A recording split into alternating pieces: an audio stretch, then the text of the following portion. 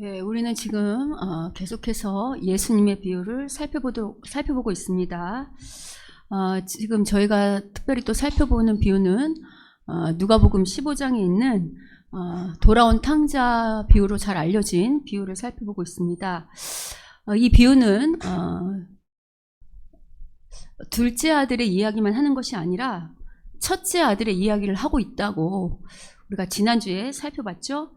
그리고 첫째 아들의 비유를 통해서 우리가 깨달을 수 있는 것은 뭐냐면 구원이 교회 밖에 있는 사람들에게만 필요한 것이 아니라 교회 안에 이미 예배를 드리고 있는 사람들에게도 필요할 수 있다고 말하고 있다고 했습니다.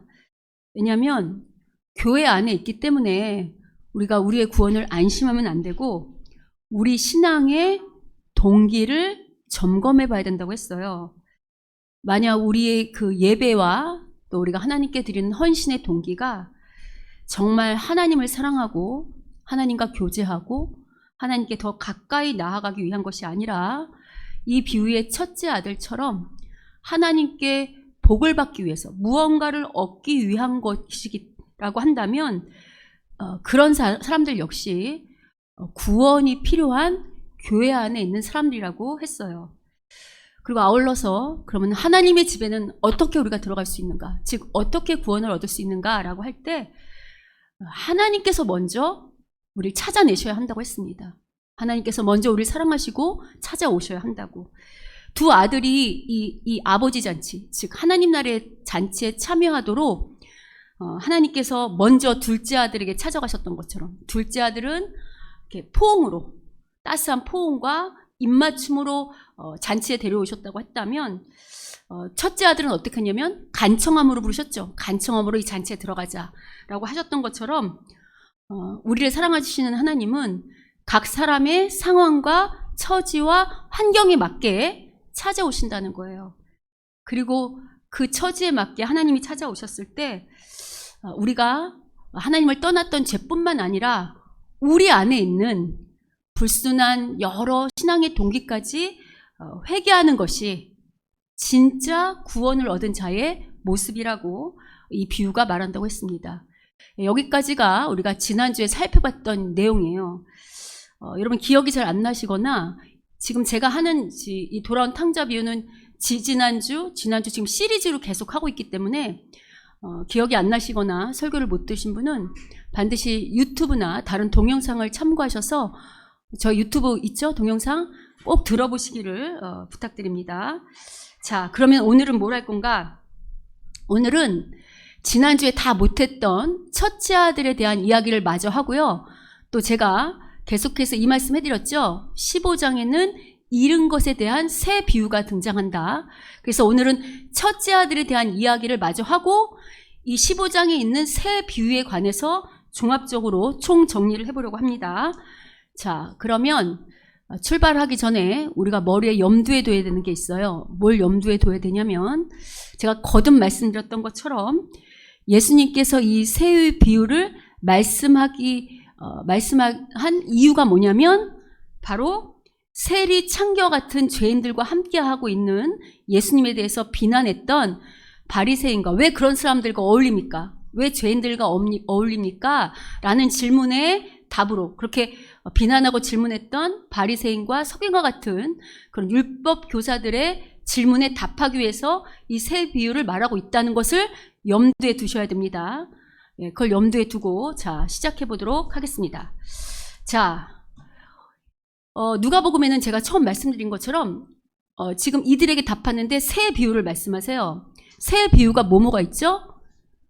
잃은 양의 비유, 또 잃은 동전의 비유, 그리고 잃은 아들의 비유가 있어요.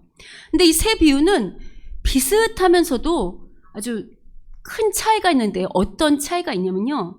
그러면 잘 보시면 첫 번째 비유가 잃은 양의 비유죠. 그럴 때 양이 길을 잃었을 때 그냥 둡니까? 아니면 누군가 찾아 나섭니까? 예, 누가 찾아 나섰죠? 목자가 찾아 나서요. 근데 그냥 찾아 나서는 게 아니고요. 여러분 15장의 4절을 보시면 어떻게 찾아 나시냐면 그 잃은 양 한 마리를 어떻게 할 때까지냐면 찾아내기까지. 여러분, 찾아내기까지라는 건 뭐예요? 찾을 때까지 포기하지 않고 끝까지 찾아서 반드시 찾아서 데려온다는 거예요. 여러분, 이게 쉬운 얘기 같지만 이런 산이나 들에서 양 한 마리 잃어버렸다고 할 때 온 산과 온 들로 그 양 찾는 거 쉬울까요? 어려울까요? 결코 쉽지 않아요. 근데 찾아낼 때까지 찾는다고 말해요. 둘째 비유는 잃은 동전에 관한 비유예요. 근데 이 잃은 동전 역시 뭐라고 말하냐면 15장 8절을 보시면 그거를 찾기 위해서 어떻게 하냐면 찾아내기까지 찾는다고 말해요. 여러분, 집에서 한번 동전 한 개 버려본 적 있으세요? 여러분, 집에서 잃은 동전 찾는 거 쉬워요, 어려워요? 쉽지 않아요. 며칠이 걸릴 수도 있고요, 몇 달이 걸릴 수도 있고요, 몇 년이 걸려서 못 찾을 수도 있어요. 근데 지금 어떻게 한다고요? 찾아낼 때까지 찾는다고 말해요. 그런데 세 번째 비유는 이상한 게 있어요. 세 번째 비유가 뭐냐면 잃은 아들에 관한 비유죠. 그런데 이 잃은 아들의 비유에서는요, 아들을 찾아내나요? 아들을 찾는 사람 있나요? 없나요? 없어요. 여러분, 지금 집안에서 키우던 양 한 마리 잃어버렸을 때도 그 양 한 마리 찾겠다고 끝까지 찾아내고, 또 동전 한 개를 잃어도 끝까지 찾는데, 지금 집에서 가족이 나갔잖아요. 가족이 나갔는데도 불구하고 이 비유에서는 이 동생을 찾는 이야기가 없어요. 그러면 이 잃어버린 아들의 비유에서 이 동생을 찾으러 나가야 했을 사람은 누굴까요? 아버지일까요?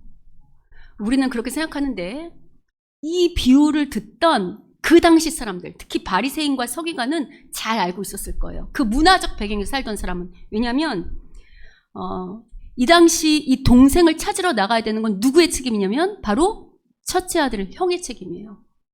왜냐하면 여러분 혹시 기억하세요? 제가 처음 이 비유 시작할 때 아버지가 아들들에게 유산을 남겨줄 때 첫째 아들에게 가장 많이 준다 그랬어요. 얼만큼 준다 그랬냐면 아버지 재산의 3분의 2.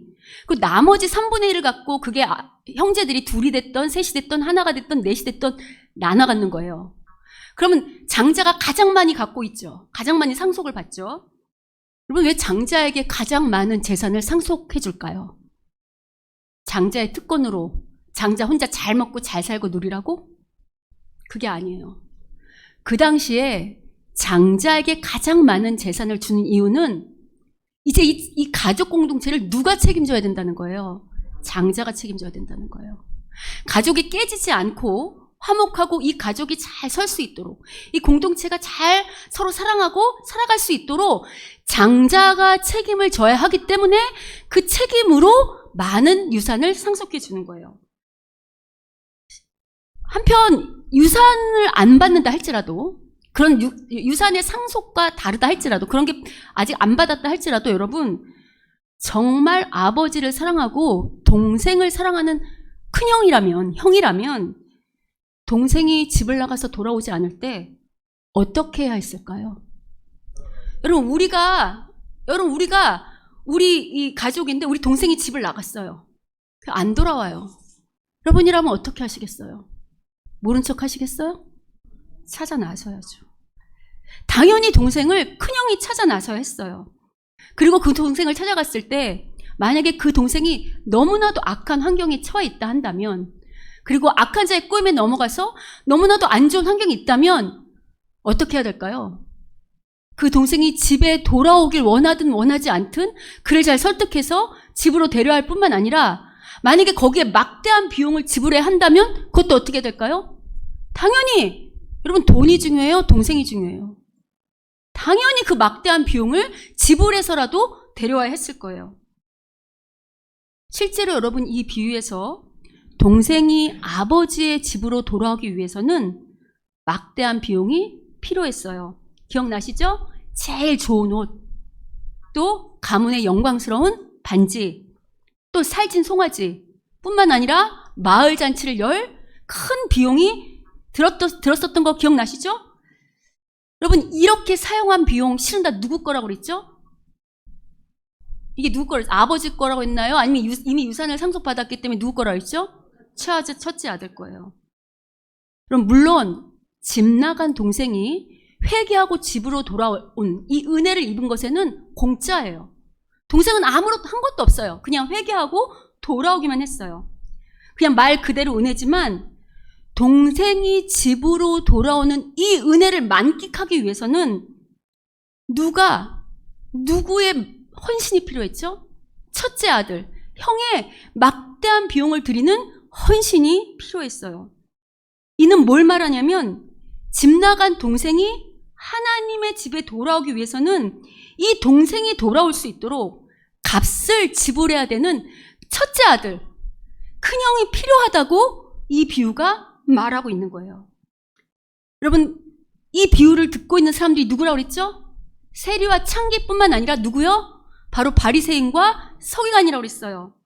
이들은 누구냐면 바로 하나님의 백성으로 부름받은 유대인들 중에서도 가장 하나님의 뜻을 잘 안다고 자부했던, 그래서 마지의 자리에 앉아있던, 첫째 아들 자리에 있던 사람들이에요.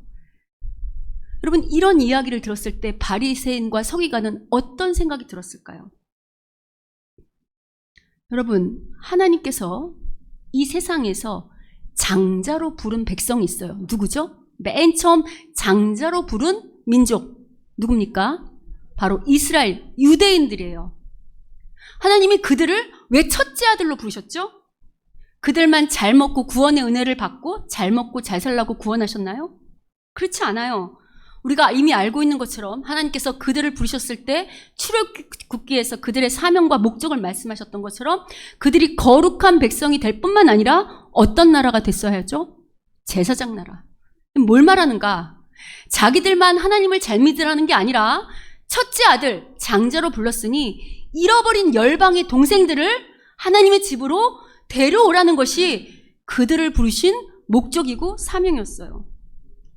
아울러 그들을 하나님께서 유대인들을 첫째 아들로 삼으실 때 구원의 은혜만 베푸신 게 아니에요. 선물로 뭘 주셨죠? 가나안 땅을 주셨어요. 여러분, 땅은 하나님의 기업이에요. 하나님의 유산이라고. 하나님께서 왜 그들에게 하나님의 유산을 상속하게, 그것을 누리고 올 수 있도록 선물로 주셨을까요? 자기들 잘 먹고 잘 살라고? 아니요. 그 기업을 바탕으로 잃어버린 열방의 동생들을 찾아오는 비용을 치르라고 주신 거예요. 이게 바로 하나님께서 이스라엘, 즉 유대인을 장자로 세운 목적이에요. 그리고 그들의 사명이죠.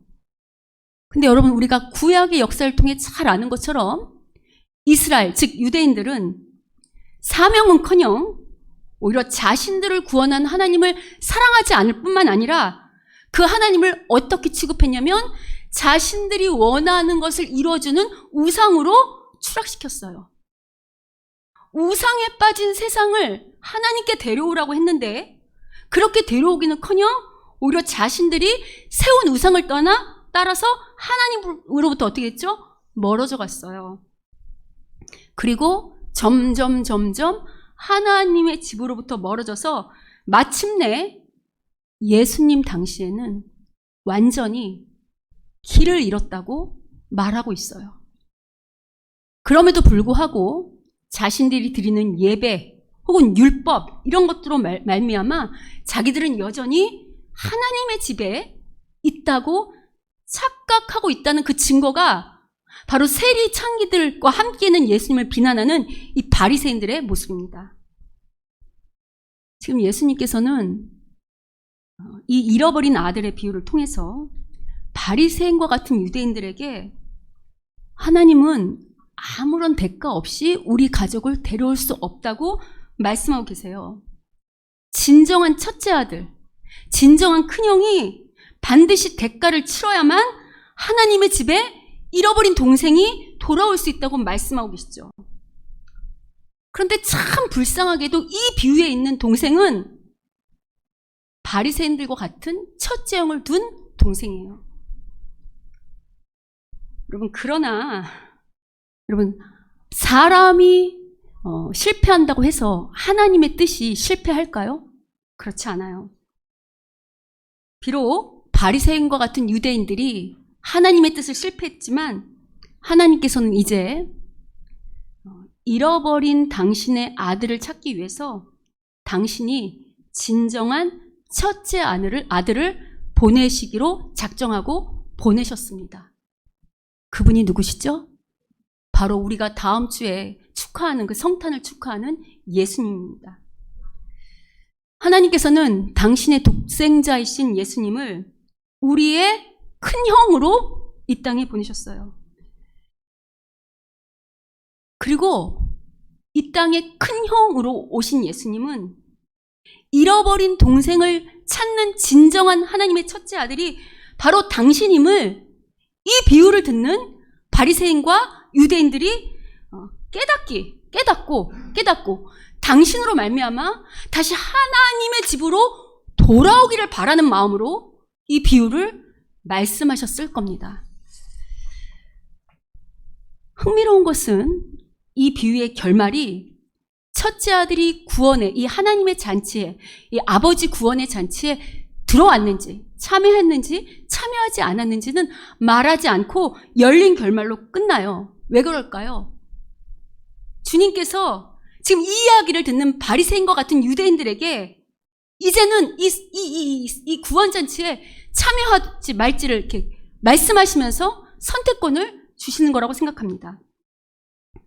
그리고 더불어서 오늘 우리가 이렇게 찬양하고 예배 드리고 있잖아요. 우리가 오늘 어떻게 이 예배 자리에 이렇게 와서 앉아 있죠? 바로 우리를 위해서 막대한 비용을 지불해준 우리의 큰형인 예수님 때문에 우리가 이 자리에 있을 수 있습니다. 여러분, 집 나갔던 우리를 다시 하나님의 집으로 데려가기 위해서 우리를 찾아 나섰던 예수님은 오늘 비유처럼 먼 나라로 간 동생을 찾는 정도가 아니고요. 우리를 찾기 위해서 어디까지 오셨죠? 전혀 차원이 다른, 저 높고 높은 하늘에서 전혀 차원이 다른 이 땅까지 우리를 찾기 위해서 오셨습니다. 우리 한 사람을 찾아내기 위해서 그 사람을 찾아낼 때까지 혼신의 힘을 다하셨습니다.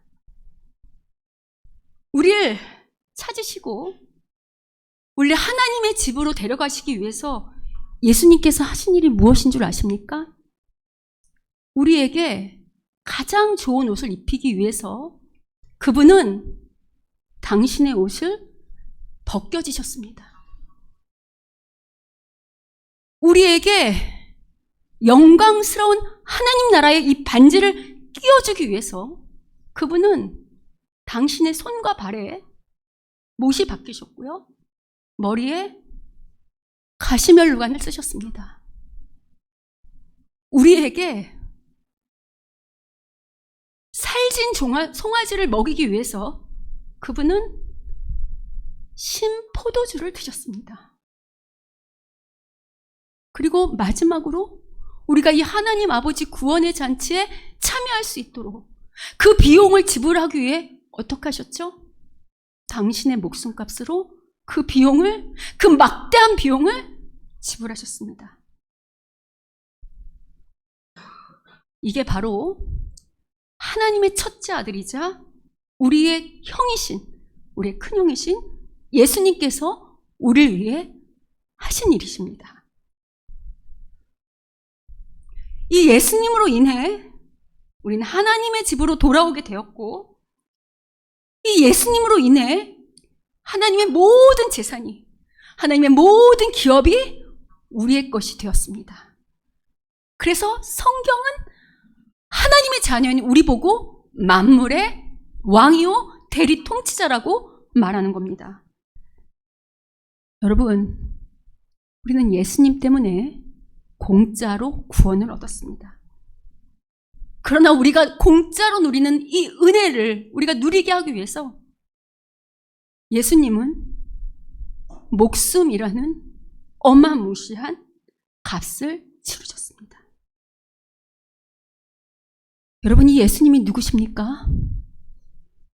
바로 잃어버린 당신의 자녀를 찾기 위해서 이 땅에 친히 오시고 당신의 목숨을 값을 비용으로 지불하신 하나님의 아들인 동시에 하나님이십니다. 여러분, 이 하나님 때문에 우리가 이 땅에서도 하나님 나라의 잔치에 참여할 뿐 아니라 정말 최종 마지막 날에 올 영원한 하나님 나라의 잔치에 참여하여 그것을 영원히 누리는 자들이 된 것입니다. 근데 여러분, 우리가 믿는 하나님은 절대 바보가 아니시죠? 그런데 여러분, 우리를 이처럼 사랑하신 하나님은 우리 때문에 바보를 자초하십니다. 어떻게 바보가 되시는가? 여러분, 하나님은 우리가 하나님의 집을 떠나서 우리 마음대로 길을 가면, 우리 마음대로 살면 우리가 어떻게 될지 다 아실까요? 모르실까요? 아십니다. 그러나 우리의 선택을 존중하십니다. 우리를 사랑하셔서 우리를 억지로 당신의 발 아래 꿇도록 조종하지 않으시고, 마치 집 나간 둘째 아들이 스스로 깨닫고 아버지 집에 돌아올 수 있도록 기다리시는 것처럼 우리가 하나님 없으면 살 수 없다는 것을 스스로 깨달을 수 있도록 기다리십니다. 우리가 스스로 깨달을 때까지 우리가 누리는 이 모든 것이 다 하나님 거잖아요. 우리의 건강, 우리의 시간, 이 땅에 누리는 모든 것이 하나님의 것인데, 우리가 그런 것을 다 탕진한다 할지라도, 우리가 스스로 깨달을 때까지 눈 감아주세요. 우리가 당신의 재산을 다 탕진했는데도 불구하고 우리가 회개하고 돌아오기만 하면 얼마든지 당신의 값비싼 옷, 당신의 값비싼 반지, 살진 송아지, 그리고 당신의 목숨까지 비용을 들여서 우리를 받아주시는, 즉 당신의 모든 것을 탕진해서 우리를 안아주시는 바보 하나님이십니다. 그래서 이 돌아온 이 탕자 비유를 가지고 미국의 유명한 팀 켈러 목사님은 탕부 하나님의 비유 이렇게 말하기도 해요. 여러분, 영성이 뭔 줄 아십니까? 사람들이 영성 그러잖아요. 여러분, 영성은 어떤 신비한 은사가 아닙니다. 영성은 뭘 받네 안 받네, 뭘 고치네 안 고치네, 어떤 기적을 말하는 게 아닙니다. 그건 그냥 말 그대로 은사예요. 영성이 뭔 줄 아십니까? 영성은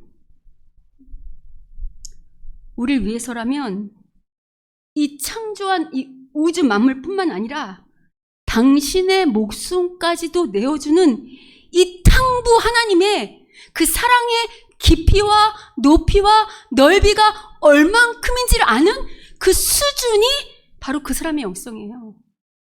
그 사람의 영성은 어떤 신비한 은사로 증명되는 게 아니고요, 이 바보 같은 탕부 하나님의 모습을 얼마나 나의 삶에 담아내느냐,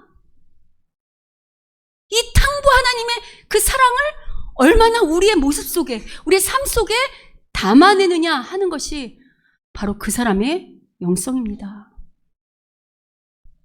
특히 여러분, 15장에는 새 비유가 등장한다고 했죠? 여러분, 이 새 비유에는 공통적인 주제가 있어요. 그 공통적인 주제를 알기 위해서는 뭐를 보면 되냐면, 이 새 비유에 반복적으로 등장하는 단어가 있어요. 제가 잠깐 시간을 드릴 테니까 그럼 한번 이 새 비유를 살펴보시면서 반복적으로 등장하는 단어가 뭔지 한번 찾아보세요. 제가 잠깐 한 30초 시간 드릴게요. 한번 보세요. 15장의 새 비유, 어떤 단어가 반복적으로 나오는지.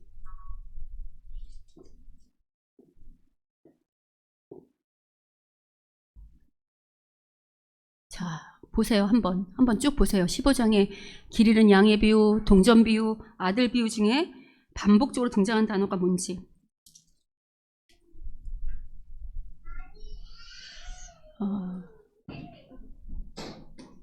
한번 보셨어요? 제가 말씀을 해드리면 여러분 잘 보세요. 15장 5절 보세요. 15장 5절 무슨 단어 나오냐면 즐거워 보이세요? 15장 6절 즐기자 보이세요? 15장 7절 기뻐한다 보이세요? 15장의 9절 즐기자 보이세요? 15장의 10절 기쁨 보이세요? 15장의 24절 즐거워한다 보이세요? 32절에 즐거워하고 기뻐한다 보이십니까? 지금 반복하여 등장하는 단어가 뭐냐면 즐거워한다, 즐기자, 기쁘다, 기쁨이다 이런 반복되는 단어가 나와요.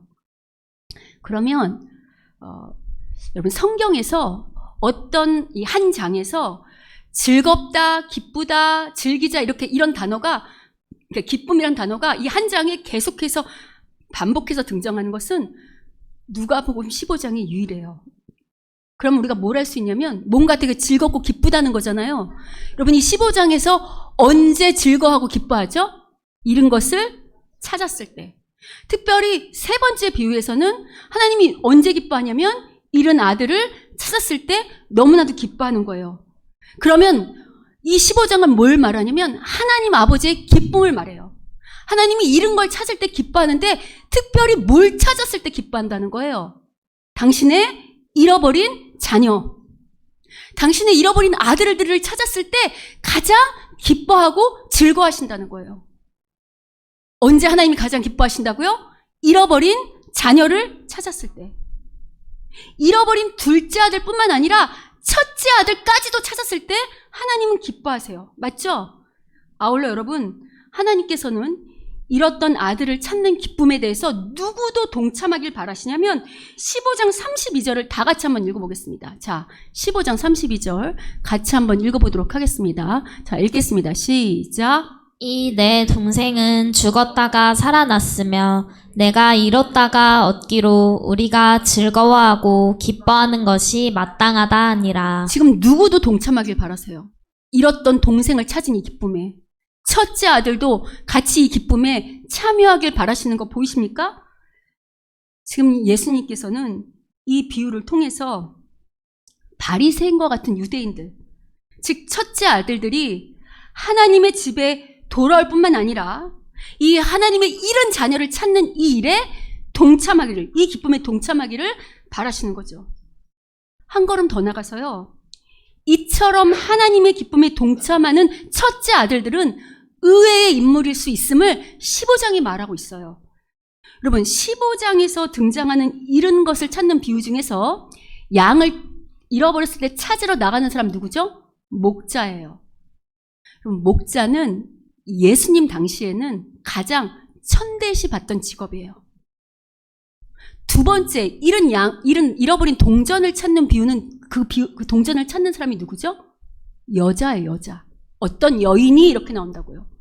여러분, 여인은 예수님 당시에 인구수에도 들어가지 않을 만큼 소외된 약자 그룹이었어요. 여러분, 예수님 당시에 이런 사람들, 이렇게 천대받고 소외시됐던 이런 그룹들은 하나님의 첫째 아들이 된다는 것은 상상할 수도 없는 얘기예요. 그런데 오늘 이 비유는 설사 세상에서는 소외된 자들이고 무명이고 약자처럼 보인다 할지라도 이 탕부 하나님, 이 탕부 아버지의 마음이 무엇인지를 알고 그 사랑을 경험해서 그 하나님의 마음을 헤아림으로 그 하나님의 기쁨에 참여한다고 한다면, 그런 사람이라 한다면 그 사람이 설사 세상에서 아무도 안 알아주는 무명이요, 세상에서 아무도 알아주지 않는 직업을 가진 사람이요, 세상에 아무도 알아주는 소외된 그룹이라 할지라도 하나님 보실 때는 어떤 아들이라고요? 첫째 아들이라고 말하는 거예요. 그리고 이런 사람들이 바로 하나님의 모든 기업을 상속받을 자라고 말하고 있는 거예요. 여러분, 이는 오늘도 우리가 동일해요. 그리고 우린 다 무명의 사람들이잖아요. 세상이 우리를 몰라요. 우리가 세상에서 때로 약자 같을 때가 있어요. 그럼에도 불구하고 우리가 이 탕부 하나님의, 이 바보 같은 탕부 하나님의 그 사랑과 그 마음을 헤아리고 그 하나님이 뭘 기뻐하는지를 알고 그 기쁨에 동참하는 자라면 그가 바로 하나님 나라의 첫째 아들이 된다고 오늘 우리에게 말씀하고 계시죠. 여러분, 하나님께서 당신의 목숨까지도 탕진하시면서 우리를 구원해 주실 뿐만 아니라 우리가 유업으로 뭘 받았죠? 성령을 받을 뿐만 아니라, 그것을 선물로 받을 뿐만 아니라 이 땅에서 필요한, 하나님 나라를 위해서 살도록 필요한 모든 것을 주십니까 안 주십니까? 제공하시죠. 그 이유는 뭘까요? 우리만 잘 먹고 잘 살라고? 왜 주셨을까요? 바로 잃은 동생을 찾는 첫째 아들이 되라고 주신 겁니다. 그럼 만약 우리 중에 누군가 다른 사람보다 더 많은 것을 누리고 있다면 그게 물질적인 것, 뭐 돈이 됐던, 건강이 됐던, 뭐 지식이 됐던, 혹은 뭐 시간이 됐던 무언가 더 많이 누리고 있다면, 아니 꼭 이런 어떤 물질적인 것뿐만 아니라 우리 영적으로도 무언가 지혜, 말씀의 은사, 혹은 기도의 은사, 혹은 어떤 여러 은사들이 있을 수 있겠죠. 이런 걸 다른 사람보다 더 많이 주셨다면 이유가 무엇일까요? 바로 잃어버린 동생을 찾는데 그것을 사용하라고, 그 비용을 지불하라고 주신 겁니다. 여러분, 이를 모르는 세상 사람들은 자기 집을 쌓기 위해서, 자기와 자기 가족의 집을 더 안락하고 더 높이 쌓기 위해서만 이 모든 지혜와 물질과 모든 것을 사용합니다. 그런데 우린 다르다는 거죠. 우리가 이 땅에서 열심히 살아야 될까요? 살지 말아야 될까요? 열심히 살아야 돼요. 열심히 이 땅에 살면서 열심히 돈을 벌어야 될까요? 말아야 될까요? 벌어야 돼요. 열심히 지혜로운 사람들이 돼야 될까요? 되지 말아야 될까요? 돼야 돼요. 지식과 지혜는 하나예요. 열심히 공부하고 열심히 노력하고 열심히 무언가 우리가 얻는 사람들, 무언가 자꾸 축적하는 사람들이 된다면 그건 무엇 때문일까요? 우리의 집만을 위한 것이 아니라 바로 잃어버린 동생을 찾고 이 하나님의 집을 세워가는데 사용하기 위해서 우리가 노력하는 게 마땅하지 않을까요? 아멘이죠. 그런데 참으로 안타까운 것은 교회 안에 부름받은 많은 첫째 아들 중에 이 사실을 놓치고 여전히 세상 사람들과 똑같이 자기의 가족과 자기의 집만을 위해서 자기 성을 쌓고 그것을 더 높이 쌓기 위해 물질과 지혜를 모은 자들이 있을까요? 없을까요? 있죠. 어쩌면 많을지도 모르겠어요. 교회 안에 첫째 아들 중에서요, 집 나간 둘째, 동생이 돌아오는 걸 싫어하는 사람들도 있을까요? 없을까요? 있습니다. 더 가슴이 아픈 건 누군가 막대한 비용을 들여서, 여러분 한 사람 전도하기 위해서 얼마나 많은 기도와 얼마나 많은 수고와 얼마나 많은 비용이 든지 전도해 보신 분들은 아시죠? 그냥 안 돼요. 내 물질과 시간과 마음과 정성을 다 들여야, 그리고 내가 죽는 모습을 보여줘야 돌아올 수 있다고요. 이렇게 막대한 비용을 들여서 성도를 데리고 왔는데도 불구하고 그럼 그를 환대해야 되잖아요. 근데 환대하기는커녕 누군가 막대한 비용을 들여서 데리고 온 그 새로운 둘째 동생을 오히려 질투하고 내쫓는 사람들 있나요? 없나요? 있습니다. 왜 그럴까요? 자신들의 욕심 때문에요. 자신들이 누리던 기득권을 염려하면서 적대시하는 사람들이 있다고요. 다행히 지난주에 우리 새로 오신 분, 목사님과 더불어 분들이 저한테 그런 얘기 하시더라고요. 목사님, 저희가 왔을 때 교회가 너무 따뜻하게 너무 우리를 환대해줘서 너무 기뻤어요 라고 말씀하시더라고요. 그런 이야기를 들을 때 너무 저도 기쁘고 감사했어요. 여러분, 어쩌면 우리가 지금 예배당 우리 상황에서는 좀 부담스러울 수 있는 세를 지불하면서 이걸 얻었잖아요. 우리가 전에 저희 그쪽 가정에서 드려도 괜찮은데도 불구하고 왜 그랬을까요? 우리가 여기서 더 안락하게 예배드리려고? 맞아요. 우리의 영적인 유익을 위해서도 있지만요. 우리만을 위해서였을까요? 그렇지 않아요. 앞으로 돌아와야 할 잃어버린 동생이 돌아왔을 때 이 집이, 이 예배당이, 하나님 앞에 예배를 드리는 이 공간이 훨씬 안락하고 그들이 예배를 더 잘 드리게 하기 위해서 우리가 지금 우리에게 좀 부담스럽지만 그런 비용을 지불하고 있는 겁니다. 여러분이 왜 저와 같은 목사들에게, 사역자들에게 왜 월급을 주면서, 사례비를 주면서 이 예배를 드리시나요? 여러분의 영적 유익만을 위해서입니까? 물론 우리의 영적 유익을 위해서도 맞지만 한 걸음 더 나가서 뭐죠? 앞으로 돌아와야 할 잃어버린 우리의 동생들을 위해서 우리와 같은 사역자들을 잘 세우는 거 아닙니까? 그러면 이렇게 잃어버린 동생을 찾기 위한 노력과 헌신과 수고는 교회 안에서만 이루어져야 할까요? 그렇지 않다는 건 저도 알고 여러분도 알고 있습니다. 여러분, 교회는 훈련의 장소입니다.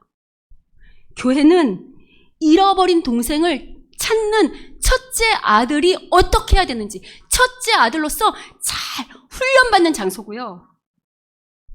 실제로 우리가 이 훈련을 잘 받아서 실제 첫째 아들의 역할을 감당해야 될 곳은 어디냐? 바로 우리가 이 땅에 살아가는 동안 하나님께서 우리의 묶으신 그 바로 공동체 속입니다. 여러 갈등이 일어나고 있는 바로 그 가정.